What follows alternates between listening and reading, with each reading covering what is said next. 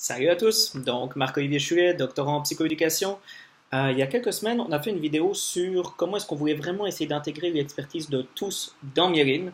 On a eu beaucoup de questions en lien avec ça, donc on a décidé de faire une série de vidéos où on va dire comment est-ce que chacun des groupes de personnes qu'on avait nommés, donc les personnes autistes, les parents, les intervenants, les chercheurs, comment est-ce que chacun va pouvoir participer à Myelin. Aujourd'hui, on commence par les personnes autistes. Ça a été l'un des groupes sur lequel il y a eu plus de questions, puisque les personnes étaient comme, mais comment est-ce que on pourrait par exemple intégrer mon enfant, mon voisin, une personne que je connais? C'est vrai que c'est compliqué, parce que l'autisme est un spectre. Et une façon d'intégrer quelqu'un qui est dans un des bouts du spectre n'est pas du tout la même façon que ce qu'on pourrait faire pour intégrer quelqu'un qui est de l'autre côté du spectre. Le but, c'est de créer le maximum de moyens d'intégration pour pouvoir intégrer le plus possible. Donc, pour l'instant, nous, on a mis en place quelques moyens qu'on espère évidemment augmenter avec le temps. La première chose, c'est qu'on a déjà essayé d'intégrer les personnes autistes dès le début de la création du projet. On a créé un comité de réflexion dans lequel il y a des personnes autistes qui nous ont donné leur point de vue. Évidemment, on aurait pu faire encore plus, mais le but était déjà de commencer dès la jeunesse du projet, dès le début du projet, à réfléchir avec eux.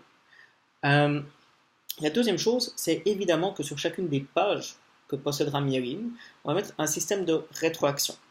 On va pouvoir indiquer, lorsqu'on met une rétroaction, si on est autiste ou pas. C'est évidemment pas nécessaire de le préciser, mais on peut le préciser.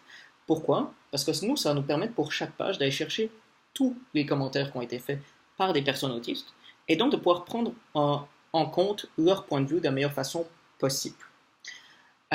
Tout ça, c'est le fun, sauf qu'évidemment, ça nous permet d'aller chercher des personnes autistes qui peuvent communiquer avec nous, donc plus d'un côté du spectre que d'autre.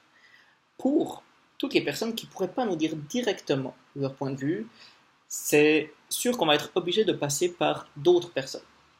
En effet, lorsque par exemple un parent nous dit que son enfant préfère telle chose plutôt que telle chose, c'est une façon quand même d'intégrer son enfant dans Myelin. Ça nous donne une information sur comment créer quelque chose qui est mieux pour lui. Donc on est en train de mettre en place un système pour que les parents ou même les intervenants puissent indiquer des préférences, non seulement sur eux, mais aussi sur les personnes autistes qu'ils côtoient, afin de pouvoir vraiment pouvoir donner des conseils qui sont le plus adaptés pour eux. Donc, c'est sûr que ça va être mis en place petit à petit, mais on va essayer que dès le tout début, dès l'inscription, on puisse déjà mettre en place des choses.